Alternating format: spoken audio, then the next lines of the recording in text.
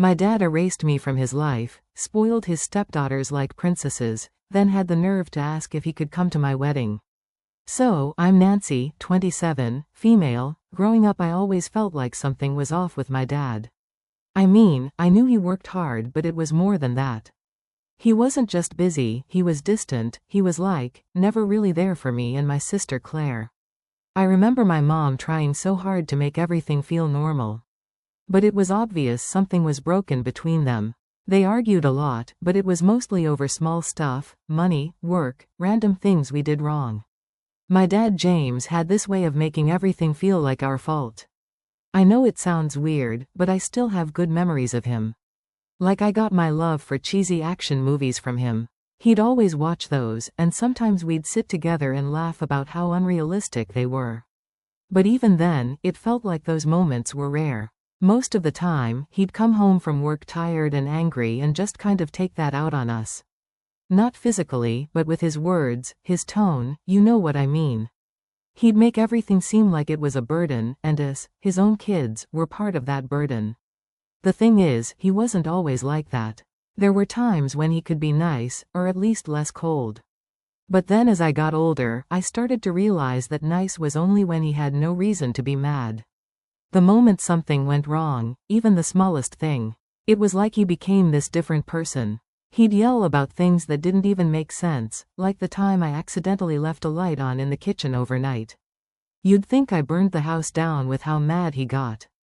He called me careless, said I didn't respect the home, but I was a kid. I didn't know any better, and Claire, she got it worse. She was always the one who stood up to him, and I think that's why he targeted her more. Whenever she tried to defend herself, it just made things worse. She had a strong personality, didn't take crap from anyone, but that only made my dad more frustrated. One time she asked him why he didn't spend more time with us, and instead of answering he just exploded. Said he was out working to support us, and how dare we question him. It made me scared to even talk to him sometimes. Then, one day, everything just kind of fell apart. My mom couldn't take it anymore. They'd been fighting a lot and it finally got to a point where she had enough. She asked for a divorce. I wasn't surprised, but it still hit hard. I thought maybe after the divorce things would get better. Maybe he'd try harder to be a real dad, I mean. I was old enough by then to understand that adults have their own problems, and I figured without the constant arguing with my mom, he'd be more present for us. I was so wrong. About a year after the divorce, James remarried. He didn't even tell us, no heads up, no hey I'm seeing someone, nothing. One day I found out he married this woman Susan completely out of the blue. I heard it from someone else, not even from him. It was like I didn't exist anymore. But what hurt even more was finding out that her daughters, Lily and Sarah, were invited to the wedding. So basically he could invite these two girls who we barely knew, but not his actual daughters. Claire and I were pissed. I mean, how do you get married and not invite your kids? It felt like such a slap in the face. That's when I decided to go no contact. I was done. Claire agreed and we both just cut him off. I didn't see the point in trying anymore. He clearly didn't care about us, so why should I keep putting in the effort? I remember thinking, if he wants to play dad to someone else's kids, fine. But I'm not sticking around to watch it. For a long time I didn't talk to him. Honestly, it was kind of freeing. I didn't have to deal with the constant disappointment. I could focus on my life without feeling like I was always trying to chase after someone who didn't care. I met Mike, my boyfriend at the time, and we started building a life together. Things were going good for me, better than they'd been in years. But deep down there was always this nagging feeling, like I still wanted my dad to be a part of my life, even after everything he'd done. When Mike proposed, I thought maybe it was time to let go of the grudge, try to be the bigger person. I figured inviting him to the wedding was a good way to start fresh. I didn't want to carry that anger with me into this chapter of my life, so before sending out invites I unblocked him on Facebook just to see what he'd been up to. I don't even know why I did it, honestly. Maybe I was curious. Maybe I just wanted to know if he'd changed. What I found hit me like a punch to the gut. His profile picture was him, Susan, Lily and Sarah, all smiling like the perfect little family. The caption said something about how they meant the world to him, the world he had never, not once, posted anything like that about me or Claire. I just sat there staring at the screen, feeling like I'd been replaced, like I was never good enough for him to care about in the way he clearly cared about them. It didn't stop there. As I kept scrolling, I saw more and more pictures, vacations, birthdays, even holidays. He had taken them to Hawaii, something he never did for us growing up. The only vacations James took were for himself. He'd go on hunting trips alone and leave us behind. And now he's taking Susan's daughters on fancy trips to tropical islands. I couldn't believe it. The thing that really got me, though, was when I found out he had bought them dogs. He never let us have pets growing up. In fact, he got rid of my dog when I was in school one day because it barked too much. I came home and my dog was gone just like that. He didn't even give me a chance to say goodbye. But here he is, buying these girls' dogs and treating them like they're his own daughters. It was like he had a whole new life and there was no room for me or Claire in it. Seeing all that just opened up old wounds. I realized that no matter what I did, I was never going to have the dad I needed. He was always going to choose someone else over me. It hurt, but at the same time it made me see things clearly. James was never going to change. He was always going to be the guy who put himself first, even if it meant abandoning his own kids. And honestly, I don't know why I expected anything different. I thought seeing those Facebook pictures was the worst part, but nope, things got way worse after that. After all the scrolling and feeling like crap, I told myself to just let it go. I was done being angry. I mean, Mike and I had a wedding to plan and I wasn't going to let James and his new perfect family mess that up for me. But then something happened that I didn't expect. One day, out of the blue, I get a text from Claire. We weren't talking about James much, but she sends me this screenshot. It's a photo of James and Susan's daughters, Lily and Sarah, wearing matching dresses that looked expensive as hell. And the caption said something like "Proud Dad moment with my beautiful girls." My first thought was, what the hell? Because he never called me or Claire his beautiful girls growing up, like not once. I didn't even know how to respond, but Claire wasn't done. She told me she'd been talking to him again, just trying to test the waters and see if things could ever be normal. I didn't blame her, she'd always been more forgiving than me. But then she says James offered to help pay for Lily and Sarah's college tuition. Yeah, you heard that right, college for them. Let me just pause here for a second. The same guy who constantly told me and Claire that we couldn't afford any extra help when we were applying to colleges. The same guy who made me take out student loans because that's how the real world works. Yeah, he was offering to pay for two girls who weren't even his biological kids. I was fuming. I didn't know if I was more mad or just plain hurt, but either way I couldn't believe what I was hearing. I remember calling Mike and just unloading everything on him. I told him about the tuition thing, about the stupid matching dresses, and how James never once offered to help with our college. Mike was supportive as always and he just listened while I ranted, but what he said next really stuck with me. You have every right to be upset, Emily, but at the end of the day, is he really worth all this energy? That hit me hard. Like, Mike was right. Why was I letting this man who clearly didn't care about me or Claire take up so much space in my head? It wasn't like he was going to magically change and start acting like the dad we deserved. But even though I knew that, I couldn't stop thinking about it. It's like all these years of being ignored were bubbling to the surface and I didn't know how to deal with it. Then the next thing happened. My mom called. Now my mom and I have always been close, but ever since the divorce she hasn't talked about James much. She figured we were better off without him and honestly, she was right. But she calls me one day and I could tell something was up by the tone of her voice. She says, "You're not going to believe what I heard." Apparently James had been telling everyone, like family, friends, whoever would listen, that he was so proud of his new daughters and he couldn't wait to walk them down the aisle when they got married. He was literally going around acting like Lily and Sarah were his real kids. He even told one of our cousins that Susan and her girls were the best thing to ever happen to him. I swear my blood was boiling.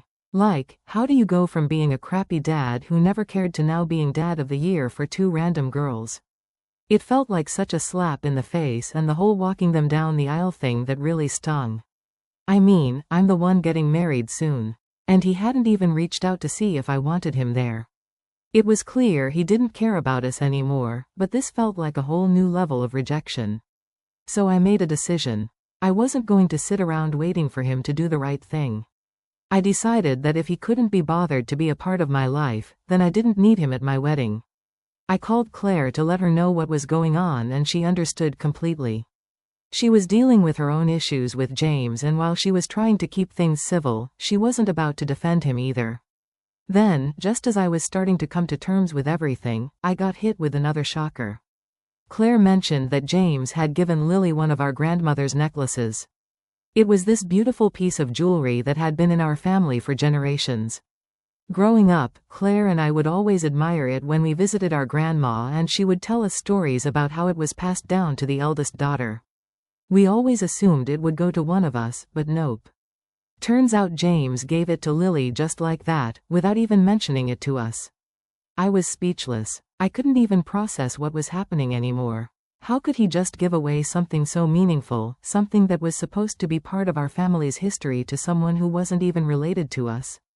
It was like every little piece of my childhood was being erased, and James was just handing it off to his new family without a second thought. That was the final straw for me. I didn't need any more reasons to cut him off, but this just sealed the deal. I wasn't going to sit back and watch while James replaced us in every way possible.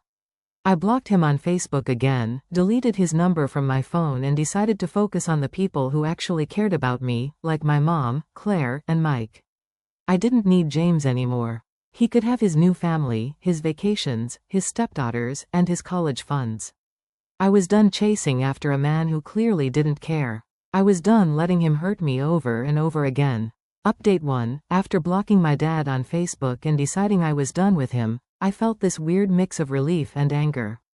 Like, yeah, I wasn't going to deal with his crap anymore, but there was still this part of me that couldn't let it go, or I kept thinking, how did it get to this point? How did my dad become a stranger who couldn't care less about me or Claire? But as much as I wanted to just move on, life wasn't letting me do that. One day Claire calls me up sounding kind of off. She goes, "Hey, did you know Dad is throwing a huge birthday party for Lily and Sarah?" I didn't even need to ask, because of course I didn't know. Why would I? I wasn't part of his life anymore. But hearing that still hit me like a punch to the gut. Claire kept talking, filling in all the details.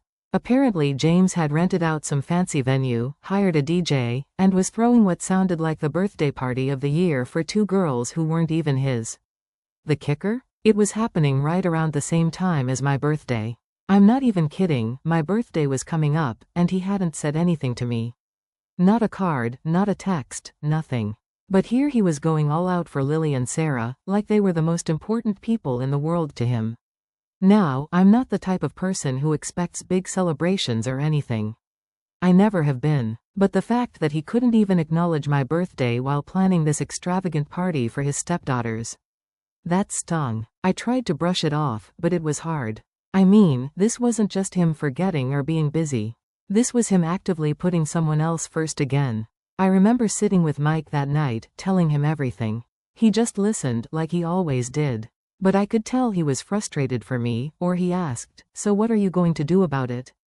That question threw me off because honestly I hadn't even thought about doing anything. I'd already blocked James, so what more was there to do? But Mike's question stuck with me. It made me realize that maybe I wasn't done after all. A few days later, I found myself talking to my mom about the whole situation. She wasn't exactly surprised when I told her about the birthday party. She knew how James was, how he'd always been. But then she said something that kind of changed everything for me. She goes, "Emily, you don't have to keep letting him hurt you. You're allowed to stand up for yourself." I hadn't really thought about it like that before. In my mind, cutting him off was me standing up for myself. But maybe there was more I needed to do. Maybe I needed to let him know how badly he'd hurt me. So I made a decision. I was going to write him a letter, not an angry rant-filled letter, but something that laid it all out there. I wanted him to understand what he'd done, even if he didn't care. It took me a few days to figure out what to say. I kept starting and stopping, not sure how to even begin. But eventually, I just let myself write whatever came to mind. I told him how disappointed I was in him, how it felt like he'd abandoned me and Claire for this new family. I reminded him of all the times he hadn't been there for us growing up, and how that had only gotten worse after the divorce. I wrote about how hurt I was when I found out he didn't invite us to his wedding, how seeing those Facebook posts made me feel like I didn't even exist to him anymore. I even brought up the college tuition thing and the necklace he gave Lily, just to drive home the point that he'd completely replaced us in every way possible. The hardest part to write though was the end, because deep down I knew that this letter wasn't going to change anything. I wasn't expecting some magical apology or for him to suddenly realize how much he'd hurt me. But I needed him to know that I wasn't going to sit back and pretend like everything was okay anymore. I needed him to know that I was done. After I finished the letter I showed it to Claire. She was supportive, but I could tell she was a little nervous about me sending it. She'd been trying to keep things civil with James, and she didn't want to ruin whatever fragile relationship they had, but she understood why I had to do it, so I mailed it off, not really knowing what would happen next. Weeks went by and I didn't hear anything. I wasn't surprised, but part of me kept checking my phone, wondering if he'd respond. Nothing. It was like the letter never existed. But then one day I get a message, not from James though. It was from Susan, his wife, and it wasn't anything nice either. She basically told me that I had no right to speak to James the way I did, that he was doing the best he could, and I was being ungrateful and selfish for not appreciating all he'd done for me and Claire. She went on this whole rant about how raising stepdaughters is just as important as raising biological kids, and that I needed to grow up and accept that my dad had moved on. I was floored. First of all, I hadn't even mentioned her or her daughters in the letter. It was between me and my dad, and somehow she made it all about her. Second, how dare she tell me I'm being ungrateful? She didn't live through the years of neglect and disappointment that Claire and I did. She didn't know what it was like to be constantly pushed aside. I didn't respond to her message. I didn't see the point, but that was the moment I realized something big. James wasn't just choosing his stepdaughters over us, he was letting Susan dictate everything. She had become the most important person in his life, and there was no room for me or Claire, and maybe there never would be. That realization hit me hard. It wasn't just about the vacations or the college money or the birthday party, it was about the fact that my dad had built a whole new life without us. He had made his choice, and as painful as it was, I knew I had to let him go. Update 2. Alright, so after that whole mess with Susan's message, I thought things were finally starting to settle down. I had mentally checked out from everything with my dad and his new family. I wasn't expecting anything from him anymore, like I was finally in a place where I could focus on myself and my own life, especially with my wedding coming up. But of course, just when I think things are calming down, something else has to happen. A few months before the wedding, I get a call from Claire. Now we talk a lot, but I could tell right away from her voice that this wasn't a normal chat. She was kind of dancing around the point at first, asking me about wedding stuff, if I'd picked out my dress yet, the usual. Then finally she just drops it, so Dad called me. I swear my heart just sank. I hadn't heard from him in so long I almost forgot he existed, but there it was, hanging in the air like a giant cloud. I asked Claire what he wanted and she hesitated for a second before telling me. He asked if you'd reconsider inviting him to the wedding. At first I didn't even know what to say. I mean, after everything, after the years of neglect, after replacing us with his stepdaughters, after giving away family heirlooms and throwing birthday parties like he was the world's best dad. Now he wanted to be part of my wedding? I just sat there in silence for a few seconds, processing it. Claire kept going, telling me that he sounded sincere, like he really wanted to be there. She said he mentioned how much it would mean to him to see me get married, how he felt bad for not being a part of my life recently, and then of course he had to throw in that whole family as family line. Like that somehow erases all the crap he put me and Claire through over the years. It was like a part of me wanted to believe him, you know? I wanted to believe that he finally realized how much he'd hurt us and that this was his way of trying to make amends, but at the same time there was this overwhelming feeling of too little too late. Where was all this regret when I needed him growing up? Where was this when he was giving away my grandma's necklace or throwing lavish parties for people who weren't even his kids? I told Claire I needed to think about it. I didn't want to make a decision in the heat of the moment, especially since my wedding was supposed to be a happy day. I didn't want his sudden appearance to mess that up, but of course, once the thought was in my head, it was all I could think about. I talked it over with Mike that night. He was supportive as usual, but he was also realistic about it. He said, "Do you really want him there, or are you feeling guilty for not inviting him?" And that question just hit me hard.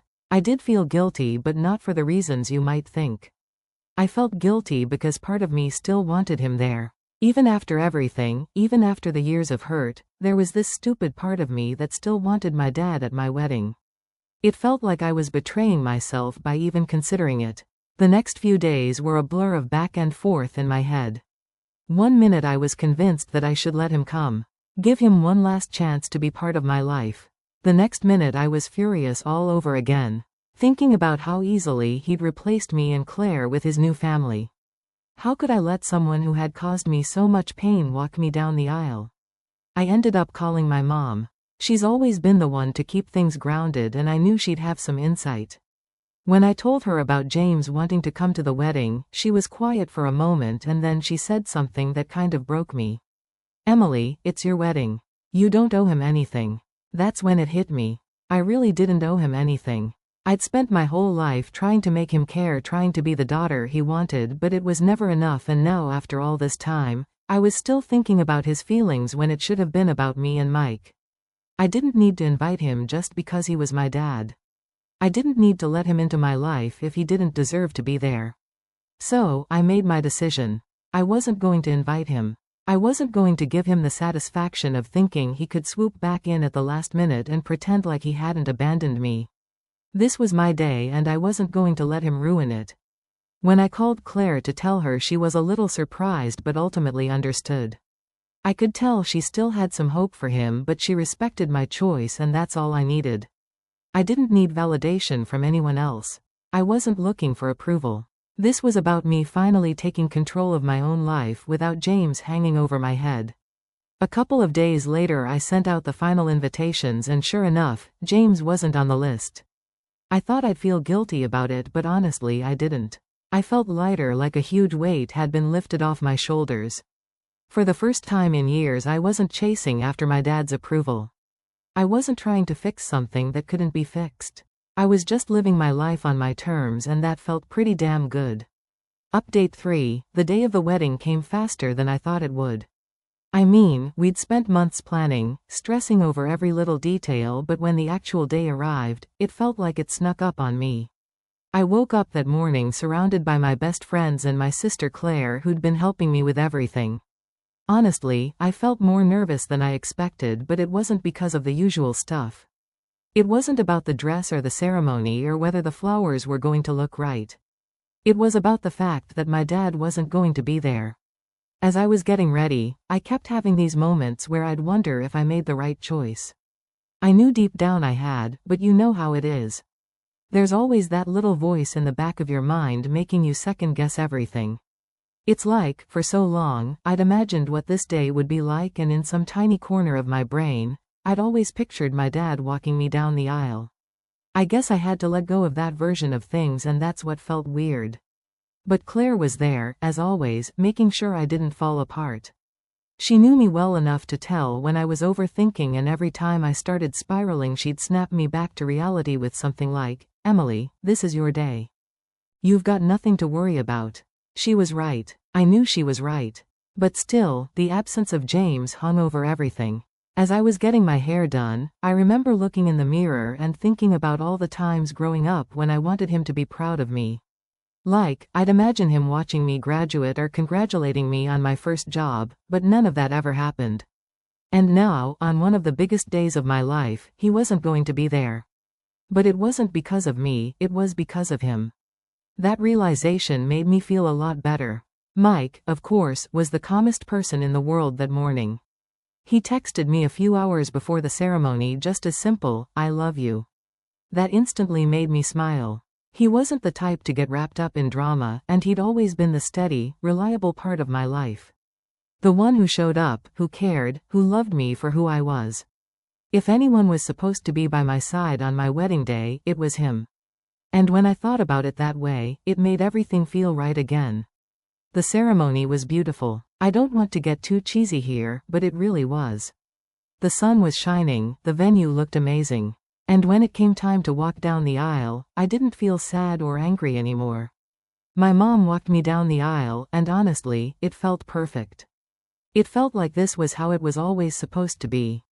My mom's been my rock through everything, and having her there supporting me as I started this new chapter with Mike just felt right. And Mike? I can't even explain how I felt when I saw him standing there waiting for me. All the nerves disappeared the moment we locked eyes. I knew in that moment that this was all that mattered. My dad wasn't there, but that didn't matter. The people who did care, who'd always cared, were there. And that's what counted. The whole day went by in a blur. I remember little moments, Claire fixing my dress, my mom tearing up during the vows, Mike squeezing my hand when I was nervous. But most of it just felt like a whirlwind of happiness. I wasn't focused on James or what could have been or any of the past drama. For once, I was fully present in the moment, and it was amazing. Later that night during the reception, Claire pulled me aside. She was smiling, but there was this look in her eyes that told me she had something on her mind. So she said Dad called me. Just hearing that was enough to make my stomach flip a little, but I was curious. I hadn't spoken to him in months, and now on my wedding day, he decides to reach out. Claire told me that James had called her that morning, asking how I was and if I was nervous. He didn't ask to come or try to force his way into the day, but he did ask if I was happy. I didn't know how to feel about that. Part of me was still angry, of course. How could I not be after everything? But another part of me appreciated that he didn't try to make the day about him. It felt odd, but also kind of peaceful. Claire said he sounded different, like he regretted things but didn't know how to fix them. She told him I was doing great and that the wedding was beautiful, and apparently, he just said, "That's good. Tell her I'm proud of her." Now I know that's not the grand gesture or apology I had been wanting for so long, but hearing that he was proud of me, even if it was through Claire, hit me in a way I wasn't expecting. It didn't make up for everything, and it didn't change the fact that he wasn't in my life, but it was something. I guess I had to take it for what it was. I didn't call him back. I didn't feel the need to. This day wasn't about him, and I wasn't going to let his random burst of guilt or whatever it was overshadow everything. But weirdly enough, hearing that he was proud of me gave me a little closure. It didn't fix anything, but it felt like the last piece of a puzzle I'd been working on my whole life. By the end of the night, as Mike and I danced our first dance as husband and wife, I felt this overwhelming sense of peace. My dad had made his choices and I'd made mine. I didn't need his approval or his involvement to be happy. I had everything I needed right in front of me, my husband, my family and the people who loved me. And that was more than enough. Update 4. After the wedding, life sort of settled into a new rhythm. It was like this huge weight had been lifted off my shoulders. I was finally married to Mike, and everything felt right. For the first time in a long time, I wasn't thinking about my dad every day. I wasn't replaying the past or wondering if I'd made the right decision about cutting him out of my life. I was just living, and honestly, it felt great. A few weeks after the wedding, Claire and I were hanging out. We hadn't really talked much about the wedding since that day. Mostly because there wasn't much more to say, but while we were sitting around catching up on work stuff and life, she brought up Dad again. It wasn't anything big, just a passing comment about how she hadn't heard from him in a while either. I could tell she was still struggling with the whole situation. She wasn't ready to cut him off completely like I had, but she also wasn't trying too hard to keep him in her life. She was in this weird limbo and I felt for her. "Do you think he'll ever really reach out?" Claire asked, looking kind of lost in thought. It was the first time in a while I'd really seen her get emotional about it. I thought about it for a second before answering. Honestly, I don't know. I used to think he would, but now I'm not so sure. I wasn't trying to sound harsh, but it was the truth. After everything that had happened, I wasn't holding my breath for some grand gesture from James. It wasn't that I didn't care anymore. It's just that I had accepted that he wasn't going to be the father I'd always wanted. Claire sighed and nodded, like she understood but wasn't ready to admit it herself. We didn't dwell on it, though. We spent the rest of the afternoon laughing and talking about our mom's latest attempt at cooking, which was always a disaster. By the time Claire left, I was back in that good headspace, the one where I wasn't thinking about my dad. But as life always seems to go, the peace didn't last long. A couple of months after that conversation with Claire, I got an unexpected phone call. It was from my aunt, my dad's sister. We hadn't really been in touch much since the whole thing with my dad started, but I guess she'd heard about the wedding and everything that had happened. Her voice was calm, but there was this undertone that made me nervous right away. "I've been meaning to talk to you about James," she said, and my stomach dropped. I didn't even want to hear whatever she was about to say, but at the same time, I knew I had to listen. She went on to explain that my dad had been going through some stuff. Apparently, he'd been dealing with health problems and it wasn't looking great. She didn't get into specifics, but the way she talked about it made it clear that this wasn't just some minor issue. I didn't know what to feel. I mean, on one hand he's still my dad. No matter how much he's hurt me, no matter how many times he's let me down, hearing that he was sick hit me harder than I thought it would. But on the other hand, there was this anger inside me that hadn't gone away. It's like, now that he's sick, am I supposed to just forget everything? Am I supposed to run back to him and pretend like nothing ever happened? I wasn't sure I could do that. I thanked my aunt for letting me know and told her I needed time to think. After we hung up, I sat there for a long time just staring at my phone, feeling torn. Part of me wanted to reach out to see how bad things really were, but the other part of me, the part that had spent years being hurt by him, was telling me to stay away. I called Claire, of course. I needed to talk it through with her. She was quiet for a while after I told her the news, and then she said something that really stuck with me. "You don't have to decide anything right now, Am. It's okay to take your time." That was the thing though, how much time could I really take? What if I waited too long and then it was too late? What if I never got the chance to say the things I needed to say? But then again, did I even want to say anything at all? It felt like I was stuck in this emotional tug of war and I didn't know which side to pick. Over the next few days I went back and forth in my head. I tried to focus on work, on Mike, on the future we were building together, but my mind kept drifting back to my dad. I found myself wondering if this was some kind of cosmic chance to fix things, to say goodbye properly, or maybe it was just life throwing another curve my way, testing me to see if I'd fall back into old patterns. Finally, after what felt like forever, I made a decision. I wasn't going to reach out, at least not right away. If my dad wanted to talk, if he really wanted to mend things, he could reach out to me. I wasn't going to be the one chasing him down again. I'd spent too much of my life doing that already, and I wasn't going to put myself through it anymore. And so, I waited. Days turned into weeks, and weeks turned into months, and still nothing. No phone call, no message, no sign that he even wanted to fix things. I guess that was my answer in the end. I realized something important. Closure doesn't always come from the other person. Sometimes you have to give it to yourself. My dad wasn't going to give me the apology I wanted, and he wasn't going to become the father I needed. And that's okay. I'd made my peace with it, and I didn't need him to validate my feelings or my decisions. Life kept moving forward, like it always does. Mike and I were building our life together, and I was happy, truly happy. My relationship with Claire was stronger than ever, and my mom was still being her chaotic, wonderful self. And that was enough. It had to be. As for my dad, I don't know. Maybe one day I'll hear from him again, maybe I won't. But either way, I know I'll be okay. I don't need his approval anymore. I don't need his presence to feel complete. I've got everything I need right here with the people who've always been there for me. And that, for me, was the real closure.